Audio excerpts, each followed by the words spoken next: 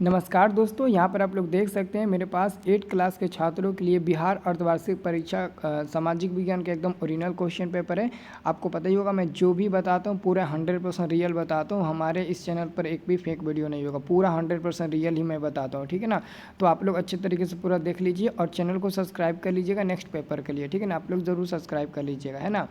चलिए तो हम लोग शुरू करते हैं, डायरेक्ट क्वेश्चन बताते हैं, क्योंकि ये ऑलरेडी आप लोगों को पता ही होगा। क्योंकि दोस्तों ऑलरेडी आप लोगों ने ना ये सब भरा ही होगा, पेपर देकर आप लोग कई बार आ भी चुके हैं और यहाँ पर कुछ भी नहीं भरे होंगे आप लोग, इसलिए हम आपको अब डायरेक्ट क्वेश्चन की ओर ले चलते हैं। तो दोस्तों पढ़िए, यहाँ पर निर्देश में क्या लिखा है। इस प्रश्न पत्र में कुल 6 प्रश्न समूह है, प्रत्येक प्रश्न का उत्तर देना अनिवार्य है। प्रत्येक प्रश्न के सामने उसके लिए निर्धारित अंक एवं निर्देश अंकित है। और आपका पहला नंबर है, देखिएगा ध्यान से आप लोग, आपका पहला नंबर है, कोष्टक में दिए गए विकल्पों में से सही विकल्प चुनकर रिक्त स्थानों की पूर्ति कीजिए। कौन नंबर है, हैदर अली और टीपू सुल्तान कहाँ के शासक थे, तो मैसूर के शासक थे, मैसूर लिख दीजिएगा। ख नंबर है, पहले गवर्नर जनरल कौन थे, वारेन हेस्टिंग्स थे, जो भारत के पहले गवर्नर जनरल थे, तो यहाँ पर ये भर दीजिएगा। ग नंबर है, सुनहरा रेशा के रूप में जाना जाता है, तो कपास को सुनहरा रेशा के रूप में हम लोग जानते हैं। नेक्स्ट आपका क्वेश्चन है घ नंबर, अंगूरों की खेती करना विटीकल्चर कहलाता है, तो ये आप लोग भर दीजिएगा यहाँ पर। और अंग नंबर है, राज्यसभा के सभापति होते हैं तो उपराष्ट्रपति होते हैं, उपराष्ट्रपति यहाँ पर आप लोग भर दीजिएगा, ठीक है। अब दोस्तों अगला क्वेश्चन हम आपको बताने वाले हैं। अगला क्वेश्चन आपका है, ध्यान से देखिएगा, अगला है आपका दूसरा नंबर। दिए गए कथन में सही के लिए सही तथा गलत के लिए गलत का चिन्ह आप लोग लगाइए। मुगल साम्राज्य 18वीं शताब्दी में मजबूत होता गया, है ना, ये आपका पहला नंबर क्वेश्चन है, तो आपका आंसर हो जाएगा पहला का रॉन्ग, गलत हो जाएगा। जेम्स मिल ने भारतीय इतिहास को 3 कालखंडों में बांट दिया, तो हाँ ये सही हो जाएगा। मृदा की अंदरता को रोकने के लिए मल्च बनाते हैं, तो ये हमारा क्या हो जाएगा, सही होगा या गलत होगा, बताइए। ये हमको लगता है ना, मृदा की अंदरता रोकने के लिए मल्च बनाते हैं, ये हमको लगता है कि सही हो जाएगा, है ना।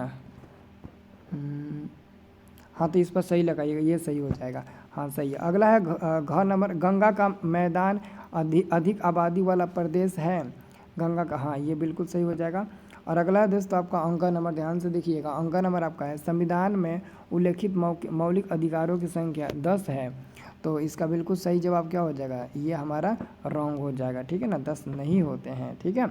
चलिए अब हम आपको दोस्तों तीसरा नंबर क्वेश्चन की ओर ले जाते हैं, ठीक है ना। तीसरा नंबर क्वेश्चन आप लोग ध्यान से पढ़िएगा। तीसरा नंबर क्वेश्चन क्या कहा गया है, ध्यान से आप लोग पढ़िएगा। तीसरा नंबर क्वेश्चन क्या कहा गया है, तो तीसरा नंबर क्वेश्चन कहा गया है, स्तंभ अ का मिलान स्तंभ ब से करिए, है ना। क्या हो गया है जी, यहाँ पर देखिए तीसरा नंबर, स्तंभ अ का मिलान स्तंभ ब से कीजिए, ठीक है। तो ये हमारा स्तंभ अ हो गया, ये स्तंभ ब हो गया। अब इसको थोड़ा ऊपर कर लेते हैं। अब देखिए झूम खेती, तो झूम की खेती किससे संबंधित है, तो कौन नंबर का आपका हो जाएगा, कौन नंबर का आपका आ जाएगा, खुमंती खेती से। रानी चेन्नम्मा किससे संबंधित है, तो ख नंबर का आपका हो जाएगा मृदा अपरदन को रोकना। चट्टान बांध क्या हो जाएगा, तो ग नंबर का आपका कहाँ चला जाएगा, नहीं आपका जो ख नंबर है ना ये आएगा, है ना, ये हमारा आएगा 5वां नंबर पर, ठीक है। और चट्टान बांध आएगा आपका कौन नंबर पर, ठीक है ना, पहला नंबर पर। कॉफ़ी उत्पादन, ये हमारा कॉफ़ी उत्पादन हमारा जाएगा ब्राज़ील पर जाएगा, ठीक है। और अधीनस्थ अदालत हमारा आएगा जिला न्यायालय पर, ऐसे होगा, ठीक है। तो ये आप लोग मिलान कर लीजिएगा, स्क्रीनशॉट ले लीजिए या फिर कॉपी में नोट कर लीजिए, ठीक है। बाकी दोस्तों आइए हम आपको अगला क्वेश्चन बताते हैं। अगला क्वेश्चन आपका 4 नंबर है, ध्यान से देखिएगा। चौथा नंबर क्वेश्चन है, निम्नलिखित प्रश्नों के उत्तर लगभग 20 शब्द में दीजिए। अंग्रेजी शासनकाल में कलेक्टर का क्या काम होता था, तो अंग्रेजी शासनकाल में कलेक्टर का मुख्य काम जिले से राजस्व और कर वसूली करना, कानून और व्यवस्था बनाए रखना और योजनाओं को लागू करना, ठीक है।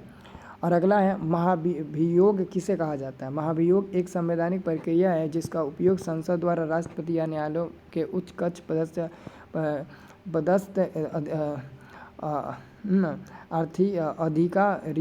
अधिकारियों पर संसाधन के उल्लंघन के आरोप की जांच करने तथा पद से हटाने के लिए किया जाता है। संसाधन संरक्षण क्या है? संसाधन संरक्षण का अर्थ है मूल्यवान प्राकृतिक संसाधनों जैसे खनिज, जल, लवण और वन्य जीव का सावधानीपूर्वक प्रबंधन करना। ठीक है। अब दोस्तों अगला हम आपको क्वेश्चन बता देते हैं 4 नंबर। कृषि कार्य क्या है? भूमि और संसाधनों का उपयोग करके फसलें उगाना और पशुपालन करने की प्रक्रिया कृषि कार्य कहलाता है। सरकार के 3 अंगों के नाम लिखे। सरकार के 3 अंग: विधायिका, कार्यपालिका, न्यायपालिका। हो गया। अब दोस्तों अगला हमारे पास प्रश्न आता है, ध्यान से देखिएगा। अगला हमारे पास प्रश्न आता है 5वां नंबर। 5वां नंबर प्रश्न है, निम्न प्रश्न को उत्तर लगभग 50 शब्द में दीजिए। नए कानून कैसे बनते हैं या फिर मृदा क्या है? तो हम लिखे हैं, कोई भी कानून बनाने के लिए सबसे पहले विधायी प्रस्ताव तैयार किया जाता है जिसे विधेयक कहते हैं। फिर इस विधेयक को संसद के किसी एक सदन में पेश किया जाता है जहां इस पर विस्तृत चर्चा होती है। दोनों सदनों में पारित होने के बाद राष्ट्रपति की स्वीकृति मिलते हैं, वह विधेयक कानून बन जाता है। मिलते ही विधेयक कानून बन जाता है।